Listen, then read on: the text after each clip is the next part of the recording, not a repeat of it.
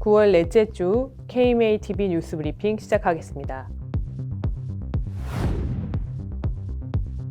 정부가 온라인 플랫폼 업체의 비급여 진료비 공개 허용 방침을 밝힌 것에 대해 대한의사협회, 대한치과의사협회, 대한한의사협회가 크게 반발했습니다. 단체들은 정부가 지난 5일 규제혁신 TF를 통해 결정한 방침 철회를 강력히 촉구했는데요. 플랫폼 가입 의료기관의 경쟁적 덤핑으로 환자를 현혹시키고 보건의료 질서에 큰 혼란을 초래해 결국 국민이 피해를 볼 것이라는 이유에서입니다. 단체들은 중요한 정책 결정 과정에서 정작 당사자인 의료계의 의견을 무시한 채 업체의 일방적인 의견만 반영하고 보건복지부의 우려조차 제대로 수렴하지 않은 점을 꼬집었습니다. 그러면서 의료 영역은 가치제로 상행위로만 볼 수 없는 특성으로 인해 국민 건강과 생명을 위해 무분별한 광고를 규제해야 할 공익적 필요성이 크다라고 목소리를 높였습니다. 동네 의원을 포함한 모든 의료기관의 비급여 진료비 공개 시한이 오는 10월 12일로 다가왔습니다. 건강보험심사평가원은 최근 의료기관에 공문을 보내 미제출로 인한 불이익을 받지 않도록 주의하라고 당부했습니다. 제출기한은 오는 10월 12일까지로 자료 공개 시기는 오는 12월 14일입니다. 공개 항목은 기존 616개에서 건보급여와 급여 삭제 등으로 빠진 38개 항목을 제외한 578항목입니다. 심평원은 의료기관 행정부담을 덜기 위해 지난해 제출 정보가 같은 의료기관의 경우 변경사항 없음만 체크할 수 있도록 했는데요.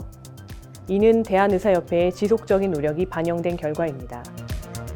한편 기획재정부 출신 조홍규 복지부 1차관이 보건복지부 장관 후보자로 지명되면서 비급여 공개 정책 시행이 급물살을 탈 것이라는 우려가 커지고 있는 가운데 앞서 서울시의사회 등 의료단체들이 제기한 관련 헌법소원 결과가 변수가 될 것으로 보입니다.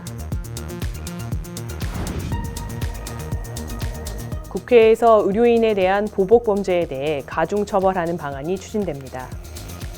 국민의힘 김미애 의원은 최근 이런 내용의 특정범죄 가중처벌법 개정안을 대표 발의했는데요. 의료인의 안전이 보장되지 않을 경우 다른 환자, 보호자 등의 안전도 우려되는 만큼 실효성 있는 제도적 예방책을 마련하겠다는 취지입니다.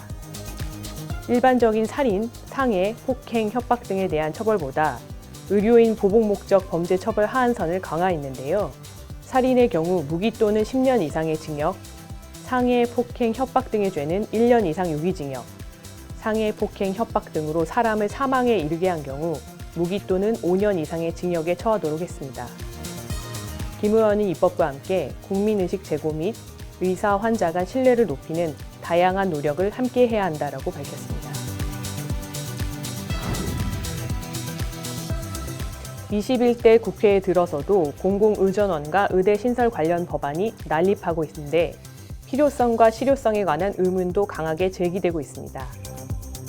일각에서는 국회의원들이 의료인력 수급보다는 지역구 의대 유치를 통해 득표 전략으로 악용하고 있다는 주장도 제기되고 있는데요.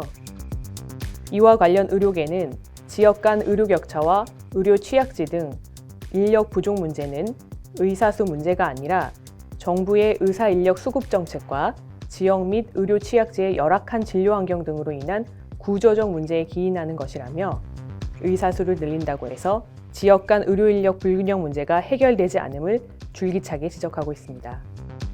한편 해당 법안들은 올 후반기 국회와 10월 국정감사의 쟁점이 될 전망이라 입법 논의에 의료계 이목이 쏠리고 있습니다.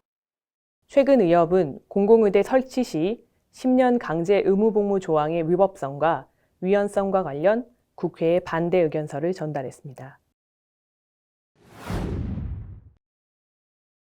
우리나라는 물론 전 세계가 언제쯤 코로나19 팬데믹 종료를 선언할 수 있을까요?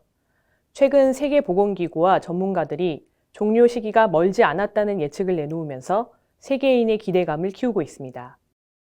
국내에서도 1일 신규 환자 5만 명대 발생이 유지되면서 팬데믹 종료 선언이 임박했다는 예측이 나오고 있습니다.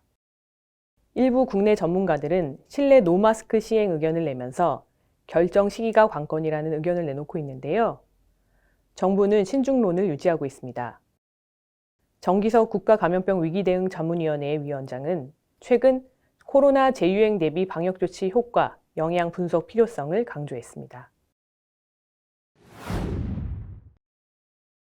공공의료기관 의사인력난 해법으로 제시된 공공임상교수제가 도입 취지와 다르게 악용되고 있다는 지적이 제기됐습니다. 최근 의료전문지 라포르시안 보도에 따르면 일부 지방의료원에서는 의료원에 근무 중인 의사가 공공임상교수에 지원해 해당 의료원에 그대로 근무하는가 하면 공공임상교수를 뽑으면서 기존에 근무하고 있던 다른 의사와의 재계약을 거부하는 상황이 벌어지고 있다고 합니다. 기존 의사의 신분만 정규직 교수로 바꾸거나 공공임상교수 채용 후 기존 의사와 교체하는 등 실제로 의사 수는 늘리지 않고 있다는 것입니다. 한편 최근 서울시는 지난 8월 산하 8개 기관에 14개 분야 공공의사 20명을 모집하는 정기 채용 공고를 냈지만 지원자는 전무한 상태입니다. 공공병원은 의사 수가 적어 업무 부담이 높을 뿐더러 학회 활동이나 연구에 참여하지 못하는 등 근무 환경이 열악해 의사 인력난은 지속될 전망입니다. 필수의료 붕괴를 막기 위해선 저성장, 저출산이라는 거시적 차원의 논의가 필요하다는 지적이 나오고 있습니다.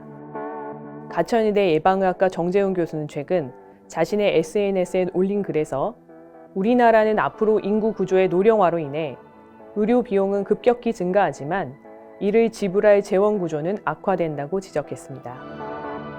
특히 지속적인 인구 감소를 고려할 때 앞으로 10년 뒤엔 의사 공급량이 늘어날 수밖에 없어 의대 정원 확대는 해결책이 될 수 없다고 주장했습니다.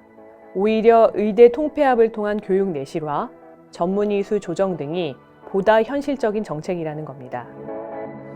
우봉식 의료정책연구소장도 언론 기고문에서 필수의료 붕괴의 원인으로 지적되는 인구 역학적 변화, 저수가, 의료 분쟁 등 여러 문제들을 정부와 의료계, 국민이 함께하는 사회적 논의의 장이 필요하다고 밝혔습니다. 대한의사협회와 대한방사선사협회가 국민의 건강권 보장과 보건의료 제도 개선을 위한 업무 협약을 체결했습니다. 이필수 의협회장과 조영기 방사선사협회장은 최근 협약식을 가졌는데요. 앞으로 간호법 제정 저지를 통해 보건의료 직역 간 분쟁을 방지하고 업무 영역 준수를 위해 상호 협력하기로 했습니다. 또 보건의료 종사자들의 처우 개선을 위한 수가 신설 등 국민건강보험 재정 지원을 위해 서로 노력하고 방사선 검사 관련 제도 개선을 위해서도 협력을 강화하기로 했습니다.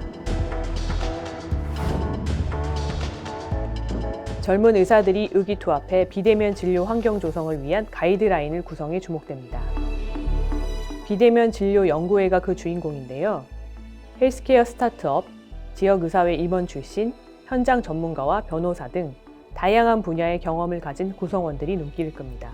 이들은 비대면 진료 대원칙을 수용한다는 전제하에 피할 수 없다면 선도하자는 생각으로 연구회를 만들었다고 합니다. 해당 연구회는 정부 가이드라인이 플랫폼 업체에만 집중돼 있다는 문제의식에 따라 환자 안전을 첫째로 두고 환자 의사의 의무 규정을 정하겠다는 포부를 밝혔습니다.